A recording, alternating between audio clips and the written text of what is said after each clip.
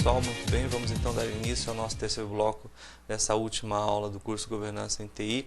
Lembrando que nesse bloco a gente tem como objetivo principal estudar o projeto, né? Então a gente viu no segundo bloco, na segunda parte dessa última aula, a teoria relacionada ao pré-projeto que antecede o projeto de implantação da governança em TI, e lá no pré-projeto a gente gera várias saídas, vários resultados importantíssimos para começar com o pé direito desde o início, né?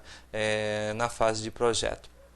Então vamos seguir adiante, vamos falar um pouquinho sobre o que acontece, né, nessa fase de projeto, que é a fase responsável pela maior parte do trabalho, pela maior parte do esforço de execução do projeto em si, é onde a mudança organizacional de fato vai acontecer, né? Um novo processo vai ser implementado numa área de processo que não tinha, ou seja, uma área de processo que sobrevivia ali no nível caótico, vai passar a funcionar e operar no nível pelo menos inicial, né? E dependendo aí de quais sejam os objetivos estratégicos da organização, até evoluir ainda dentro do projeto para o nível 2 ou 3, né? Dependendo de quais sejam as aspirações estratégicas identificadas lá na fase de pré-projeto, inclusive aceitas na análise de go no go, né, de passagem de uma fase para outra, dependendo dessa decisão, o próprio projeto pode contemplar a evolução de um processo passando por 2 ou 3 níveis, né? A única consequência disso é que o projeto tende a durar mais, porque você vai ter que fazer o projeto começar a operar no que se chama nível 1, né? Observar, executar algumas ações, realizar algumas transformações, né? Automatizar algumas atividades e aí galgar outros níveis e amadurecer o processo, pelo menos até o nível mínimo, tido como um objetivo, um resultado que precisa ser alcançado aqui na fase de projeto. Então tudo isso que a gente está falando, obviamente, depende muito, né, do que foi definido lá atrás, e é justamente por isso que o pré-projeto tem seu valor, né? É justamente por isso que a gente falou tanto sobre como que o pré-projeto tem que acontecer e por que é bom dividir aí esse esforço de mudança rumo à implantação de boas práticas, de gestão e de governança, né? Porque você tem tempo hábil para tomar decisões, inclusive para tomar uma decisão estratégica sobre o melhor momento de conduzir o grosso da mudança, né, e fazer a maior parte do investimento que acontece aqui, né, durante o projeto, né? Então vamos ver por que a maior parte das mudanças acontecem aqui. Então lembrando, né, desse nosso contexto, a gente falou do pré-projeto e agora a gente está falando sobre o projeto, né? Admitindo que a decisão go no go tenha sido, olha, vamos adiante, né? Vamos embora, vamos seguir com o projeto. Aí, estando na fase de projeto, o que vai acontecer? Primeira coisa que a gente tem que se lembrar, né? As duas fases, o pré-projeto e o projeto, seguem o ciclo de vida genérico lá de um projeto. Não confundam, vocês conhecem aí a teoria de gerenciamento de projetos do PMBOK, né? Isso que eu estou falando com aqueles grupos de processos citados lá no PMBOK. A gente está falando de etapas do ciclo de vida genérico de um projeto e cada fase vai ter que obedecer a etapa. O que a gente está querendo dizer? A fase de pré-projeto vai ter início e fim, né? Vai ter um planejamento e uma execução. A fase de projeto também, obviamente, tem um início e tem um fim, tem um planejamento e tem as atividades que vão acontecer durante o momento, que é o momento de execução dos trabalhos, né, do projeto. Então, ambas as fases têm que seguir esse ciclo genérico ou um outro ciclo, né, de projeto, dependendo aí de como a organização costuma conduzir todos os seus projetos. Além disso, né, a gente vê o seguinte, a gente citou no segundo bloco dessa aula o Project Charter, que é elaborado lá na fase de pré-projeto. O que é o Project Charter? A gente sabe, né? Ele contém um business case, fala um pouco sobre restrições e premissas, ele autoriza formalmente o projeto na organização. Opa, né? Então não confunda, ele autorizou formalmente o pré-projeto, né, na organização. A autorização do projeto vai acontecer aqui agora. A equipe envolvida ela pode inclusive pegar, né, o Project Charter da fase de pré-projeto e simplesmente reavaliá-lo. Então ele é um ativo da fase de pré-projeto que é levado para a fase de projeto, né, e acaba sendo uma saída do processo de elaboração do Project Charter que tem que ser executado aqui durante o projeto também, né? Esse projeto não tem uma iniciação. Durante a iniciação eu vou elaborar um Project Charter, eu vou identificar stakeholders, é claro, né, que aí, sendo inteligente, eu vou aproveitar tudo isso que eu já fiz na fase de pré-projeto. Já identifiquei stakeholders lá, pego a minha lista de stakeholders e toda a discussão documentada que eu tenho e somente reavalio, né? Vejo se há alguma mudança, alguma alteração a ser feita com relação ao Project Charter, né? Dado que é um documento estratégico, normalmente a quantidade de mudanças tende a ser pequena, né? Normalmente. Não quer dizer que você não possa mudar da fase de pré-projeto para a fase de projeto, principalmente no caso em que existe um lapso temporal entre essas duas fases, né? A gente viu que eu divido em fases justamente porque eu quero ter a opção de começar o projeto imediatamente após o final do pré-projeto ou não, esperar o chamado momento estrategicamente oportuno para dar início ao projeto. Além disso, eu tenho um plano do pré-projeto. Por quê? Porque a fase de pré-projeto é um mini projeto, né? Eu estou chamando de pré-projeto, mas lembrando, eu tenho que ter um plano para conseguir controlar a execução do pré-projeto, né? Eu não tenho gastos ali durante o pré-projeto, não tenho entrevistas, não posso contratar uma consultoria, não existe envolvimento de dinheiro, recursos humanos, enfim. Então, olha, tem esforço sendo despendido, né? Estou gastando recursos, tenho que controlar isso aí. Tem início, meio e fim. É um projeto, né? É um projeto que aqui, por estar dentro de um contexto maior, estou chamando de pré-projeto. Obviamente, então, eu tenho que ter o plano do pré-projeto. Por quê? Porque durante a sua execução, eu vou poder controlar a execução do pré-projeto de acordo com o meu plano de pré-projeto. Olha, mas eu estou bem confuso, eu não estou entendendo o que está acontecendo. A gente vai entender daqui a pouco, né? Quantos planos são? Que história é essa? Olha só, o plano de pré-projeto, que foi utilizado para gerenciar lá o pré-projeto, ele vai ser levado para a próxima fase como um ativo, né? Então você vai guardar esse plano e verificar, olha, será que eu planejei mal? Será que eu tive problemas durante o meu controle do pré-projeto porque o plano foi mal elaborado? E aí, esse plano que foi utilizado para controlar lá o seu pré-projeto, ele vai servir de ativo, né? Ele pode ser reaproveitado, ele vai adiantar a elaboração do plano de projeto aqui na fase de projeto, né? É um ativo de processo organizacional, é algo que você traz de outros projetos para auxiliar, né, na construção dos artefatos, para auxiliar no gerenciamento do seu projeto atual. Olha, quando eu tenho um projeto dividido em fases, vale a mesma ideia. Eu posso fazer ativos das fases anteriores, né, para a fase atual, e é isso que a gente está falando aqui. Mas eu falei de elaboração do plano de projeto. Ora, mas o plano de projeto ele não ia ser gerado lá na fase de pré-projeto? Não era a principal saída do pré-projeto? Era, né? Mas a gente viu o seguinte, o que eu consigo fazer numa fase que eu estou chamando de pré-projeto é um esboço do plano, né? Por que esboço? Porque ele vai ser incompleto, né? Tem coisas que eu não consigo fazer de maneira oportuna, de maneira coerente, de maneira correta, né? Se eu não tiver, de fato, no momento de planejamento lá do meu projeto, né? Eu não consigo fazer um cronograma, a gente viu isso bem no segundo bloco. É complicado pensar em fazer cronograma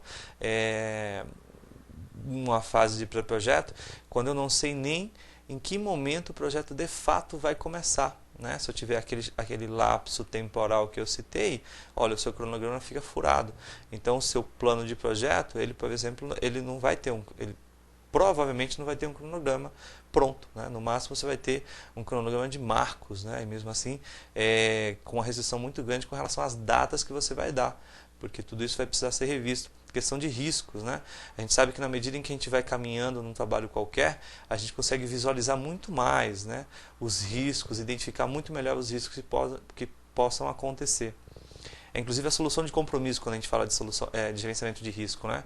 Quanto mais eu espero para pensar e identificar riscos e pensar num plano de gerenciamento de risco, mais fácil é identificá-los, né? Inclusive porque alguns vão até ter acontecido já. A questão é que se eu esperar demais, eu acabo rompendo um limite ali, que é um limite mínimo da coerência do que a gente chama de planejamento. Eu tenho que justamente tentar me antecipar. Olha, só que quanto mais eu me antecipo, mais distante eu estou, né, dos possíveis problemas que podem me afetar. E aí eu não tenho uma visão muito concreta, né? Eu vou estar achando que algo de fato tem probabilidade muito grande de acontecer, isso não é verdade, e vice-versa. Então, o ideal de um plano de gerenciamento de risco é que isso acabe sendo feito durante o projeto em si, né? Mas isso impede que na fase de pré-projeto, quando eu estou elaborando lá o esboço do plano, eu identifique alguns riscos, já documente? Claro que não, né? Mas com certeza isso vai merecer uma segunda atenção, né? Um melhor detalhamento. Então, esse plano de projeto, que é a principal saída da fase do pré-projeto, é somente um esboço. Durante o projeto em si, eu vou pegar aquele plano e partir dele, e a partir dele eu vou detalhar melhor, eu vejo se há alguma alteração que precisa ser feita, né? Ora, e além disso, outros resultados, né, possíveis. Por exemplo, na fase de pré-projeto, eu realizei treinamento, obviamente, então eu vou escolher membros da equipe e outros envolvidos que tenham participado do treinamento, né? Eu vou trazer isso como um resultado que eu vou usar aqui na minha fase de projeto. Não faz sentido eu treinar, eu comunicar, eu identificar pessoas, enfim, envolver pessoas numa fase de pré-projeto e na fase de projeto está envolvendo outras pessoas, né? Não faz o menor sentido, e é isso que a gente está chamando de outros resultados que são gerados na fase de pré-projeto e vão ser trazidos aqui para a nossa fase de projeto. Então, vamos adiante, né? Uma pergunta que a gente pode fazer nesse momento eu posso dividir esse esforço, esse projeto de implantação da governança, né, em mais de 2 fases? Claro que pode, né? Você pode identificar na fase de pré-projeto que todas as 34 áreas de processo não possuem processo. E aí você divide o seu trabalho em várias fases pelos mesmos motivos, pelas mesmas razões, né? A organização pode chegar à seguinte conclusão: olha, vamos primeiro focar no PO, né, segundo o COBIT, de planejamento e organização, e vamos criar esse processo. Quando a gente tiver criado esses processos e quando a gente tiver pelo menos no nível 2 em cada um desses processos, ou no nível 1, a empresa que vai decidir, né? O ideal é que seja no nível 1, porque ela vai paulatinamente evoluindo. Então, quando a gente estiver no nível 1 em todos os processos, os 10 processos de PO, a gente vai passar para o segundo esforço, que é a construção dos 7 processos de AI, de aquisição e implementação,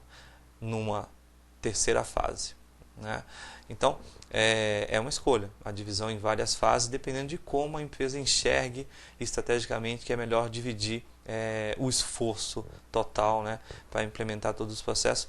E além dos processos, a gente está falando muito das 34 áreas de processo do COBIT, né, existem outras ações que poderão ser tomadas, né, fora desse contexto. Lembre-se que a gente está falando de governança e a gente viu muita coisa nesse curso, né? Governança em TI, mas a gente falou um pouquinho do COSO, né? A gente falou um pouco sobre as questões de modelagem de processo, um pouquinho sobre a questão dos scorecards, né?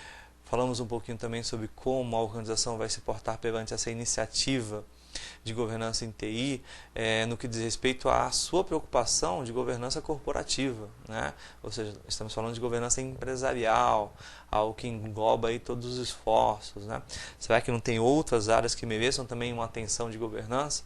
Então, muito mais ações podem estar acontecendo aí, além desses processos de TI. A gente está focando em TI, porque o nosso assunto é governança em TI, e aí quando a gente fala em governança em TI, o COBIT acaba sendo ali a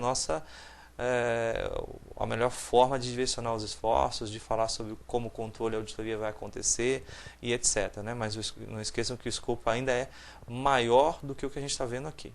Então, acho que já ficou claro, né? O objetivo do projeto em si. Eu vou revisar a visão estratégica, a questão de revisar o Project Charter, né? Revisar o próprio plano de projeto, que foi a saída principal lá do pré-projeto. Por quê?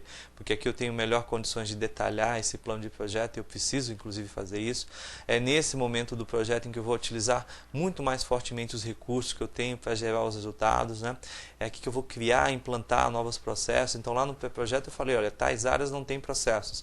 Aqui eu vou criar esses processos, né? Lá no pré-projeto eu falei, tais áreas estão no nível 2 e segundo o charter, segundo o direcionamento estratégico, a gente tem que levar todos ao nível 4. Aqui no projeto a gente toma as ações para fazer com que os projetos evoluam. E se eles não chegarem no nível 4, se for esse o direcionamento estratégico, né, o projeto não acaba. Porque aí eu passo a ter como objetivo de projeto, eu passo a ter como condição para que o projeto seja bem sucedido, atingir esse nível que foi determinado aí pela estratégia, né? Virou objetivo de projeto, virou requisito de projeto, levar os processos aí ao nível 4. nível 4 porque eu estou dando um exemplo, né? Na verdade, o nível quem vai dizer, o nível pretendido, quem vai determinar é a organização, e cada caso vai ser um caso.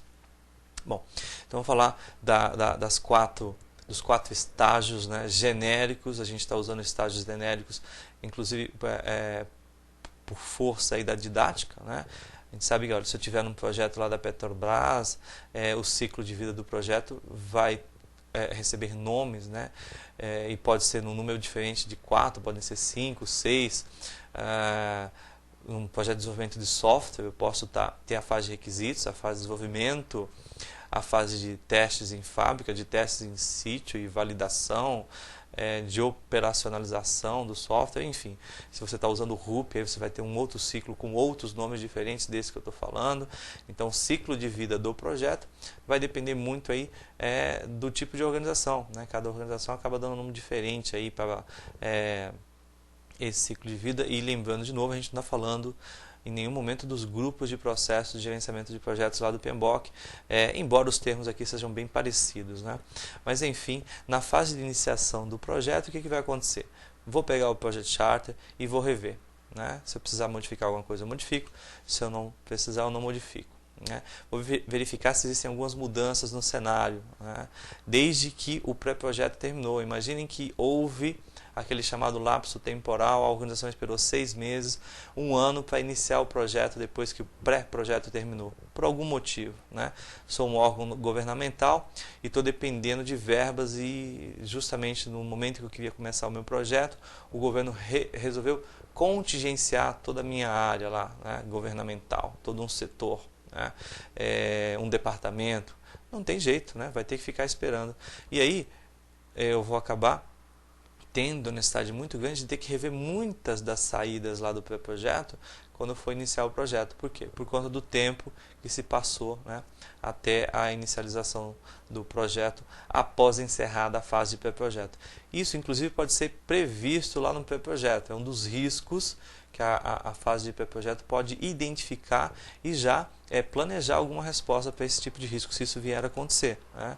Existem áreas de processos que se tornavam mais relevantes, então lá eu linkei algumas áreas, né, de processos relevantes que precisam amadurecer segundo aí a determinação estratégica. Talvez isso mude, né? O cenário acaba mudando, então se eu resolvi dividir aí o trabalho envolvendo as áreas de processo em 2 ou 3 fases, e na primeira fase eu ia estar atacando primeiro algumas áreas, de repente eu posso ter que mudar aí essa divisão, né, e formar novos conjuntos. Por quê? Porque algumas áreas de processo passavam a ser mais importantes para a organização do que outras, né? Então eu escolho amadurecê-las primeiro. Eu posso ganhar 1 ou 2 meses aí de vantagem, eu posso receber um resultado com 1 ou 2 meses de antecedência, e 1 ou 2 meses a gente sabe que no dia a dia de mercado pode fazer toda a diferença, né? Na verdade pode fazer muita diferença até um dia. Algumas práticas de TI se tornavam relevantes, né? Existem práticas de TI que se tornavam relevantes, surgiu um novo conjunto de boas práticas aí em TI, isso sempre pode acontecer, né? A gente sabe que a nossa área é muito dinâmica, então surgiu aí um novo framework, um novo conjunto de controles, algo novo e que é muito bom.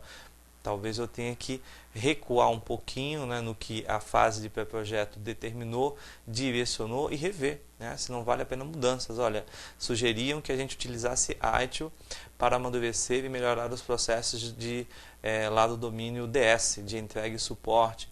Mas agora existe um outro conjunto de boas práticas aí no mercado muito bom, né? Então vamos conhecer esse conjunto de boas práticas para pelo menos, né, analisar e ver se é o caso de tomar um outro rumo, de modificar, né, aquele esboço de plano de projeto que a gente chegou lá na fase de pré-projeto.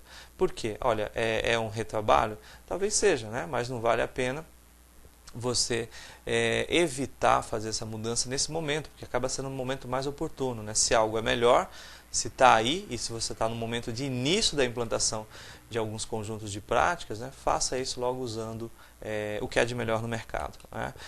Novas versões do COBIT, então não é o caso de eu ter um novo conjunto de boas práticas, um novo framework, mas surgiu uma nova versão do COBIT, ou seja, temos a versão 4.2 agora, ou a versão 5, né?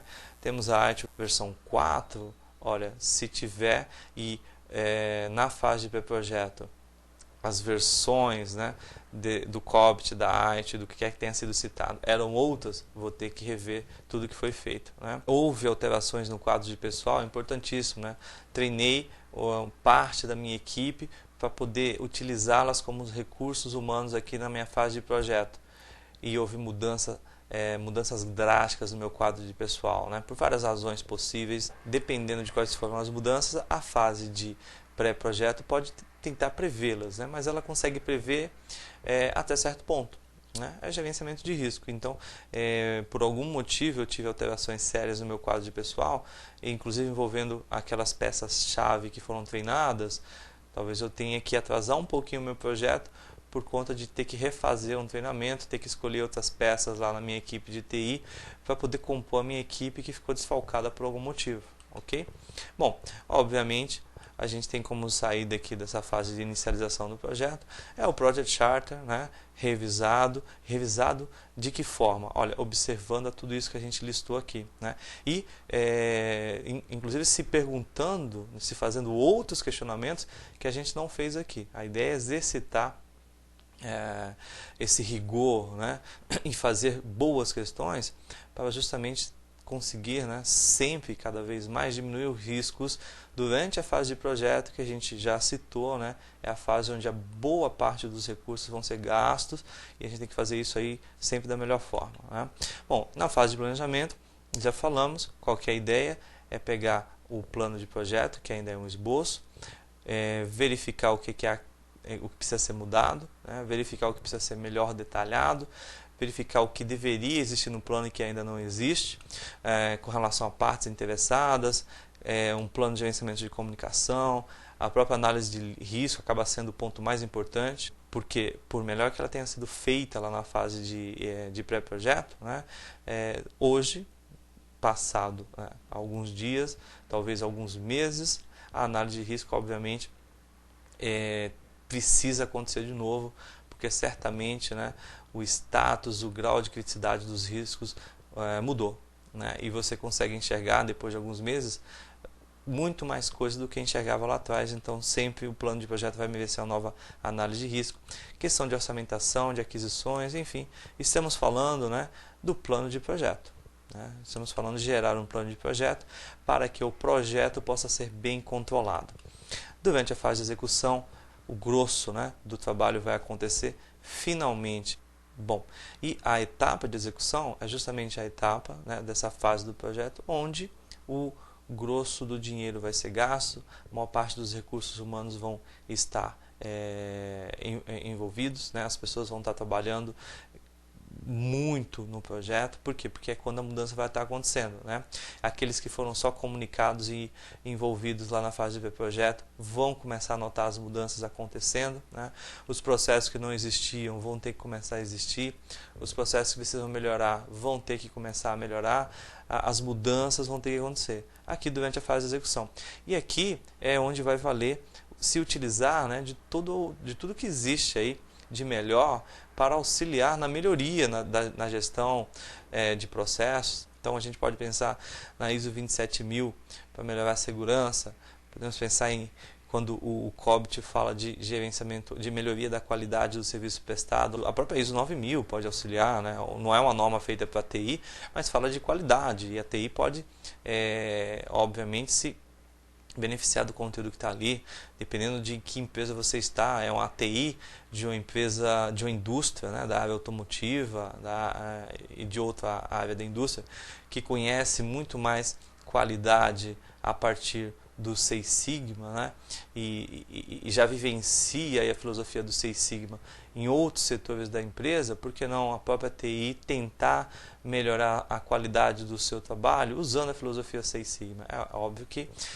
você está falando aí de um grau de maturidade mais avançado. A gente sabe que o Seis Sigma ele se utiliza muito de estatística, ele já é algo que cabe muito bem quando os processos da organização já estão no nível 4, né, que o CMMI chama de quantitativamente gerenciado, ou seja, quando você começa a ter dados quantitativos para poder mensurar de maneira objetiva a qualidade com a qual você quer prestar um serviço.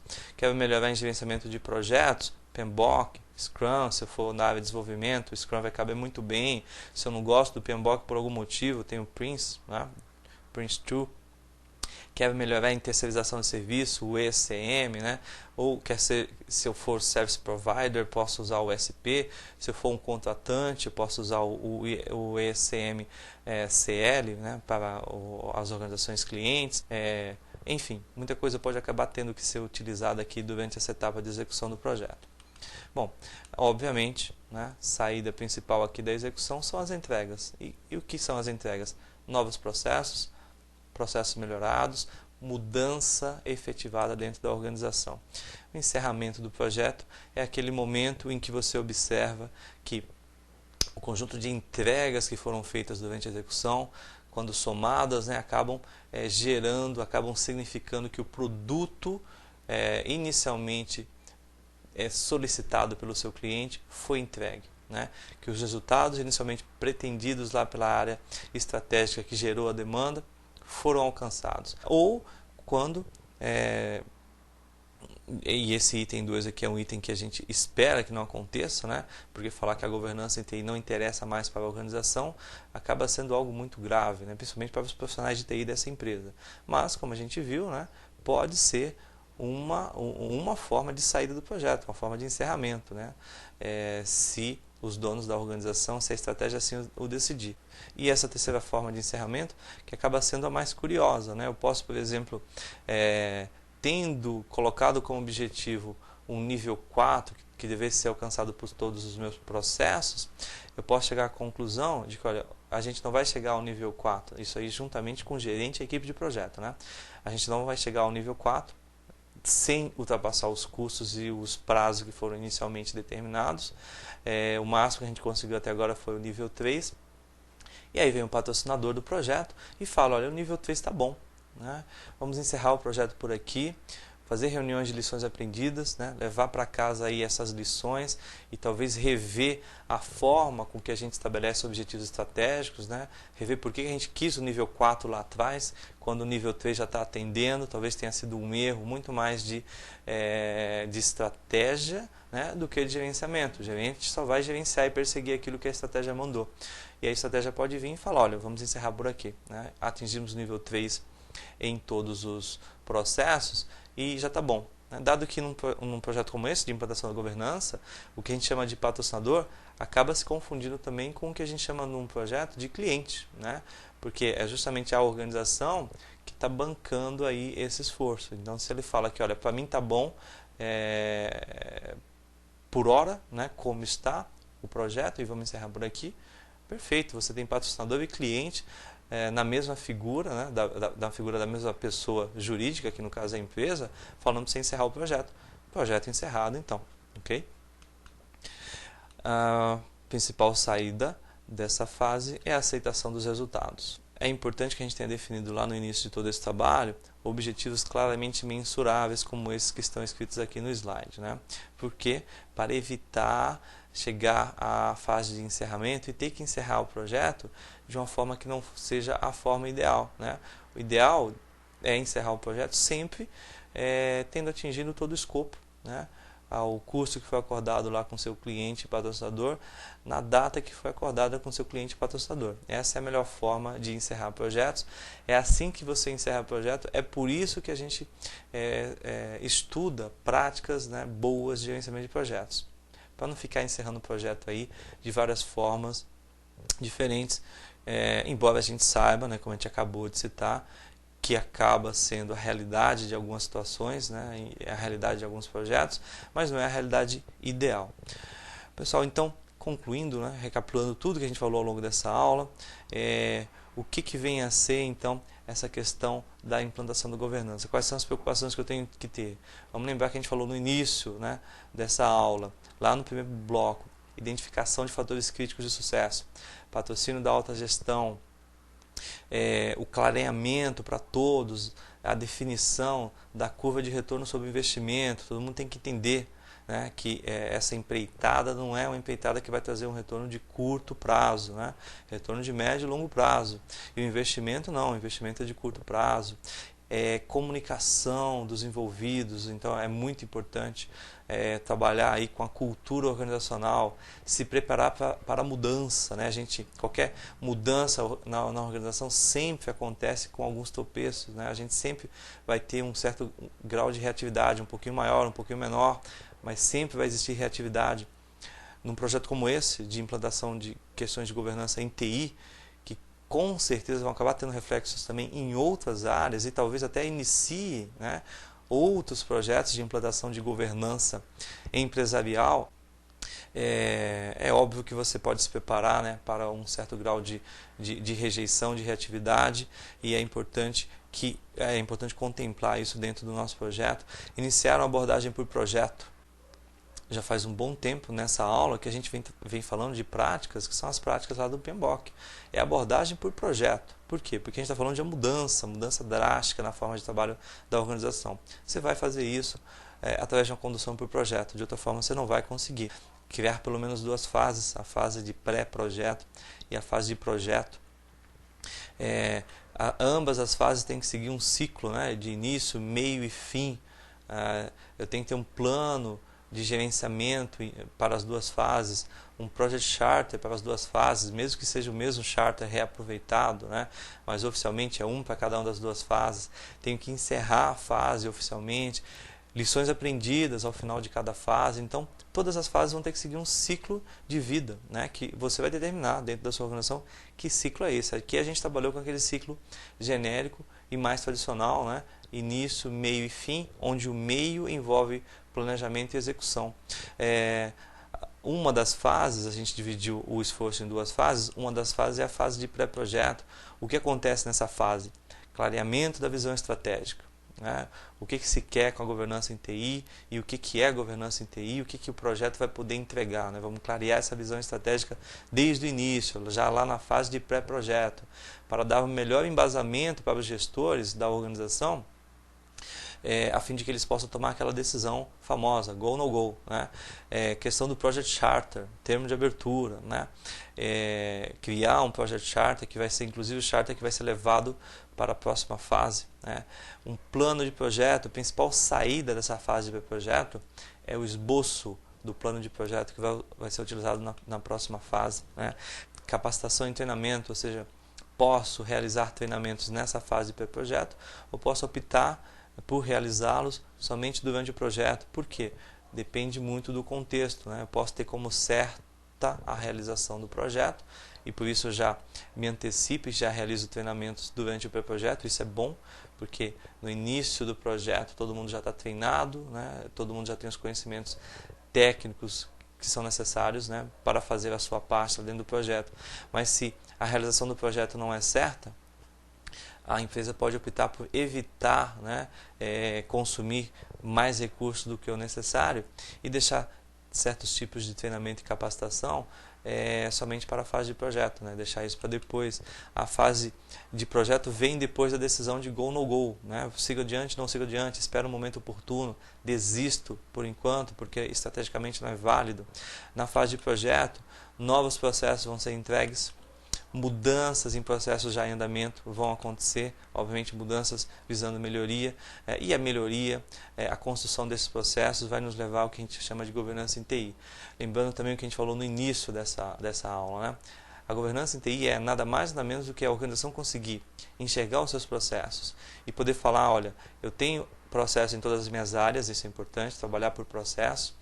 É importante que a organização consiga olhar os seus processos, né, e consiga determinar o nível de maturidade que os processos têm e ter a certeza que o nível de maturidade atual está de acordo, condiz, né, com a sua situação de mercado naquele momento. E, ao mesmo tempo, é importante que a empresa esteja se preparando para evoluir os seus processos de maneira proativa, né, na medida em que ela evolui como organização. Esse é o ponto. Então, se ela está num processo de franca expansão ou se ela quer evoluir muito rapidamente como empresa, vai fazer sentido ela evoluir muito rapidamente todos os seus processos de TI, né, amadurecidos muito rapidamente. Se não é o caso, a empresa que vai tomar essas decisões. Olha, estou no nível 2 em todos os meus processos hoje em dia e isso está bom para mim por enquanto. No final das contas, né, só vai restar a organização comemorar Mas vejam que tudo isso depois de um trabalho muito árduo, né? Com certeza, a gente sempre fala, né? Se fosse muito simples, não seria diferencial, né? É um diferencial para a empresa que tem governança em TI, ou que pode dizer que trabalha num ambiente onde a governança em TI está presente, né?